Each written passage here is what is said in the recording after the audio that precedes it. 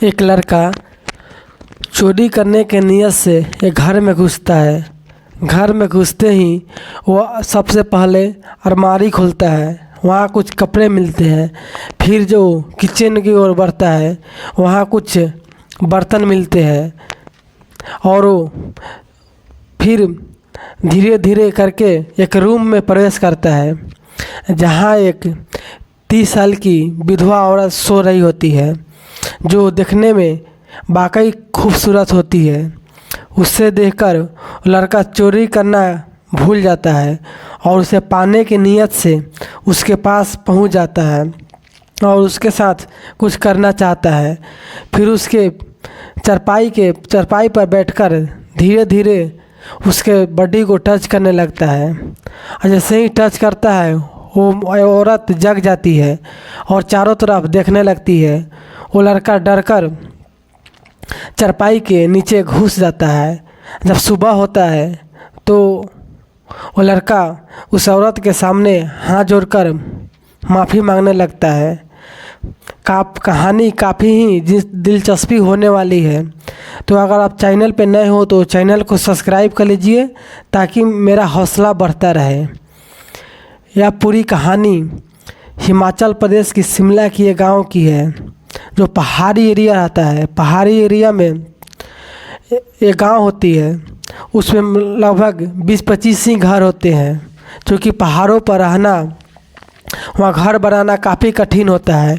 इसलिए लोग छोटे छोटे दूरी बनाकर रह रहे होते हैं।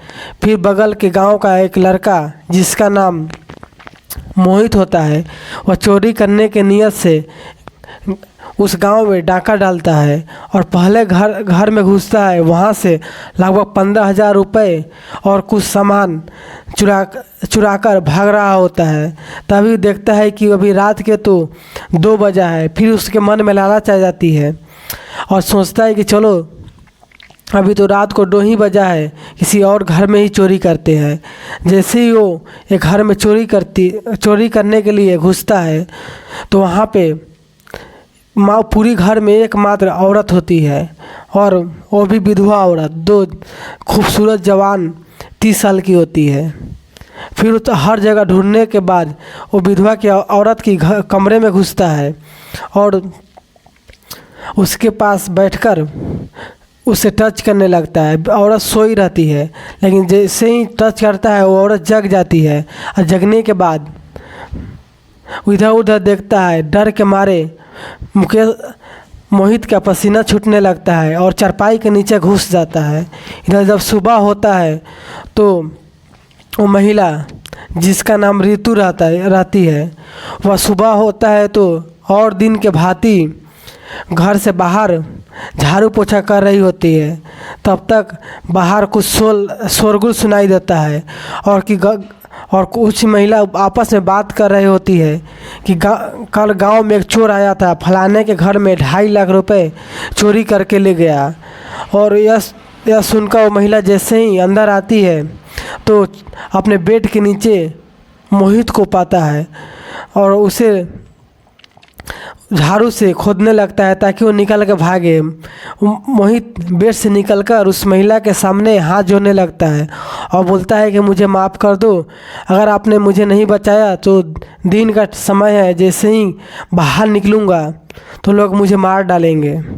यह सुनकर उस औरत को दया आ जाती है और अपने रूम के दूसरे कोने में छुपा देते हैं और उस रूम को बंद कर देते हैं। फिर कुछ और लोग उस महिला के घर के बाहर आते हैं और बोलते हैं कि अगर तुम्हारे घर में या पड़ोस अगल बगल में कोई चोर दिखे तो बताना, कल घर में फलाने के घर में 2.5 लाख की चोरी हो गई है।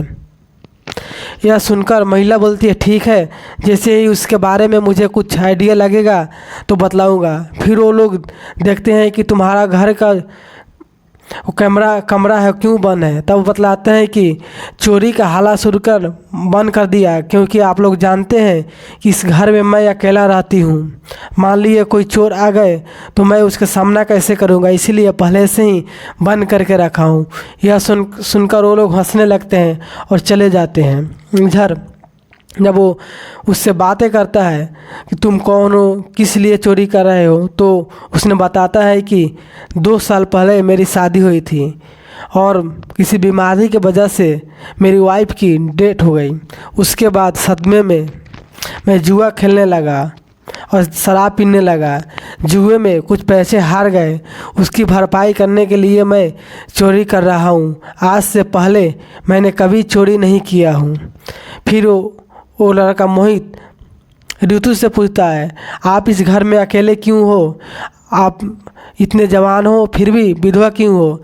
तब वो महिला यानी ऋतु बतलाती है कि मेरा हस्बैंड का मृत्यु आज से 1.5 साल पहले बहुत दुर्घटना में हो गई। वो पहले एक दिन वो शिमला से आ रही थी, अचानक बस पलटने के वजह से मृत्यु हो गई। जब से मैं अकेला ही रह रहा हूँ।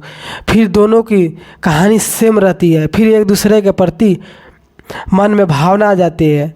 फिर वो पूरी दिन बीत जाती है और वो ऋतु खाना बनाकर उस महिला को खिलाती है, खाते पीते हैं और साथ में रहते हैं। फिर रात का जैसे ही रात होता है, ऋतु बोलता है कि रात के अंधेरे की फ़ायदा उठाकर तुम यहाँ से भाग जाओ, नहीं तो अगर पकड़े गए तो लोग तुम्हें मारकर अधमरा कर देंगे और मेरी बदनामी होगी कि अकेली औरत कैसे ही एक चोर को अपने घर में छुपा रखी थी। फिर वो बोलते हैं ठीक है, और औरत बोलती है, ऋतु बोलती है कि बुरा ना माने तो मैं कुछ पैसे देती हूँ, जाओ इससे कर्ज जो है वो चुका दो और आज के बाद कभी चोरी मत करना। और पैसे लेकर मुकेश और मोहित चल देता है और और वहाँ से जाने के बाद जिस घर से चोरी किया रहता है उसके सामान और पैसे उस घर में फेंक देते हैं और वापस चला जाता है। सुबह होते ही गांव में फिर से हल्ला होता है कि जो चोरी किया था कल की रात, जो चोर चोरी किया था वो सामान आपस फेंक के चला गया। यह सुनकर ऋतु काफ़ी खुश होती है। फिर इससे करते 6 महीना बीत जाता है। 6 महीने बाद अचानक मोहित ऋतु के घर पहुंचती है और बोलती है कि जो आपने उस दिन सबक दिया, शिक्षा दी, तो उसके बाद मैं चोरी करना भूल गया और 6 महीने से मैं कमाकर और कर्ज चुकाया और बाकी आपके जो उधार लिए थे वो वापस लौटाने आया हूँ। आपने मेरी ज़िंदगी बदल दी। यह देखकर दोनों भावुक हो जाते हैं और ऋतु पैसा लेने से मना कर देते हैं। फिर दोनों एक दूसरे का नंबर एक्सचेंज कर लेते हैं और फिर फ़ोन पे बातें होने लगती है। एक दिन मोहित बोलता है कि दोनों को कंडीशन स्थिति सेम है, तुम्हारा भी हस्बैंड नहीं है, मेरे भी वाइफ नहीं है, दोनों की दुनिया में देखने वाले कोई नहीं है। फिर ऐसा करते हैं, दोनों आपस में मिलकर एक नई ज़िंदगी की शुरुआत कर लेते हैं। यह सुनकर ऋतु के मन में लड्डू फूटने लगती है। ऋतु पहले से ही वो लड़के को चाह रही थी। जिस दिन वो चोरी करने उसके घर में घुसी थी, पर उस दिन ये बात बता नहीं पाई क्योंकि उस समय हालत ऐसा नहीं था। फिर दोनों मिलकर शादी कर लेते हैं और शादी करने के बाद एक दूसरे के साथ खुशी से जीवन यापन करने लगते हैं। आपको ये रही पूरी कहानी। मेरा कहानी सुनाने का मकसद किसी की दिल दुखाना या किसी की भावना को आहत करना नहीं, बल्कि आपको सचेत और सावधान करना है। पूरी कहानी आपको कैसी लगी कमेंट करके ज़रूर बताएं और ऐसे ही वीडियो देखने के लिए मेरे चैनल को सब्सक्राइब कर लीजिए ताकि मेरा हौसला बढ़ते रहे और डेली नई कहानी लेकर आप लोगों के सामने उपलब्ध होता रहूं।